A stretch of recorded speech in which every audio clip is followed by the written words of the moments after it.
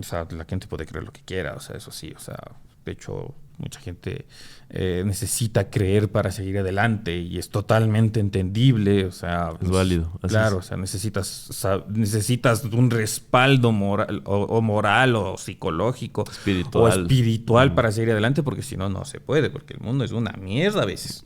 Así es. Pero entonces el Jorge lo que quería no era que salgamos como que sí, las religiones son una farsa, o sea, es como que no, o sea, no queremos ofender a la gente, porque tal vez para ti o para mí las religiones son una farsa, pero para otras personas es su sustento, o sea, no, espérate, mal puesto, porque para muchos curas y muchos evangélicos es un sustento a base de la creencia de la gente. No, más bien sostén, eso es. Entonces, o sea, ¿quiénes somos nosotros para para invalidar la creencia de otras personas? O sea, pues, claro. Oye, y hay diferentes de ahí como cosas, no quisiera saltarme, pero acabas de decir algo interesante que yo desde mi ignorancia no sé. ¿Cuál es la diferencia entre un ateo y un agnóstico? El ateo básicamente no cree en Dios. O sea, lo afirma. Lo afirma, ¿no? o sea, Dios no existe. O sea, es así. Un ateo es así.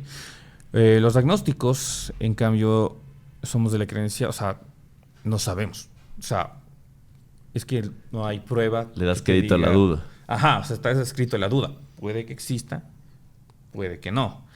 Tal vez sea un punto de vista muy tibio con respecto a la religión, con respecto a Dios, pero es que de verdad es incognoscible desde mi punto de vista, porque, o sea, yo no te puedo probar que Dios no existe, tú no me puedes probar que Dios existe, porque hola, chiquito.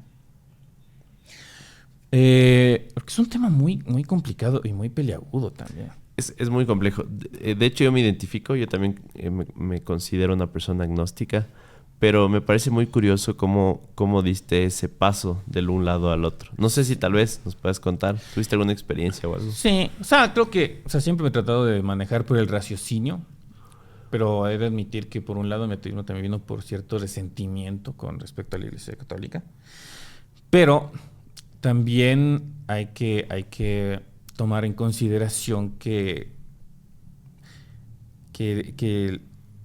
la creencia de la gente no siempre depende de una institución, sino de uno mismo. Entonces mi mamá cree en Dios. Y ella se sustenta mucho en Dios. Entonces, ¿quién soy yo para decirle, oye, Dios no existe? Claro. O sea, ¿qué derecho tengo yo para decirle eso? Sobre O sea, las creencias yo de puedo la creer eso. persona. O sea, puedo creer eso, puedo dudar de su existencia, pero si mi mamá cree en Dios y eso le ayuda, pues está bien. Claro. Oye, y ahí voy un paso para atrás, justo con lo que quería enganchar. Nos decías que hay como este decálogo, entendemos que hay algunas cosas de Sí. las que no se habla en Enchufe por no volver tal vez a lo que era la crítica que hacía Enchufe, ¿no? De una televisión nacional que tenía unos chistes que tal vez no todos lo compartíamos. Pero, ¿crees que de todo se puede hacer comedia ya en la realidad? O sea, todo es motivo de un buen chiste, de hacerlo comedia, porque hay ciertas voces que dicen que sí, que en efecto de todo uno se puede reír, y hay otras cosas que dicen no, hay ciertos límites. Yo creo que sí, pero con un inciso. El tiempo. Es el término en inglés, es too soon. Ah, sí. Es como que... Claro, porque la comedia es tragedia por tiempo. O sea, Sí. tu única condición ahí es que el tiempo sea o sea, mientras más grande la tragedia, supongo que más hay que esperar. Sí, más, y bueno, ahí hay casos, por ejemplo, en los que es mucho, o sea, yo soy de la idea de que no todo es sagrado, pero siempre hay como que no sé si son decirlo excepciones, pero como que sus letra pequeña dentro de eso. Por ejemplo, burlarte del holocausto no se puede. O sea, es jodido. Pero burlarte de Hitler sí se puede, que fue el causante del holocausto, por ejemplo. Claro, porque de hecho sirve como sustento ahí sí para lidiar un poco con el dolor también, ¿no? Sí, y Una también forma es de catarsis catarsis también. O sea, el humor es catarsis, por eso existe el humor de ahorcado. que es donde se supone que es donde los condenados en el patíbulo se ríen de su propio infortunio. Entonces el humor también es catarsis. Pero claro, es delicado, por ejemplo, si yo me burlo del cáncer, es delicado porque es algo que la gente sufre. Una de nuestras actrices favoritas, Martita Ormaza, murió de cáncer. Entonces, es indelicado. Pero si tú tienes cáncer, yo creo que tienes todo el derecho de burlarte. Es como Claro la gente afroamericana. Son los únicos que pueden usar la palabra N, porque es un término muy racista, pero ellos lo usan todo el tiempo. Claro. Así es, exacto. Porque es algo Ejemplo. que a ellos los insultaban con eso y se apropiaron de eso. Entonces, es medio delicado y creo que depende de cada caso. Pero definitivamente sí hay cosas de las que sí uno debe burlarse es del poder. Me encanta. Algo que sí me parece un poco triste es que con todas estas políticas de YouTube y tanta cosa, siento que hay cierto humor que no ha envejecido tan bien. O sea, que se ha vuelto políticamente incorrecto, ¿no? Sí. Y yo veo los videos de Enchufe antes y siento que antes había más como esta libertad de expresión, ¿no? Hasta cierto punto. Tal vez hay algo que, digamos, un tipo de humor que quisieras que todavía sea posible hacerlo. Sí, pero o sea, es que hay toda una gama dentro del humor. Y claro, o sea, ahora las políticas de YouTube no te dejan. Por ejemplo, la palabra, no sé si puedo decir aquí. Bueno, la palabra con M, que termina en con. Ok. Ya.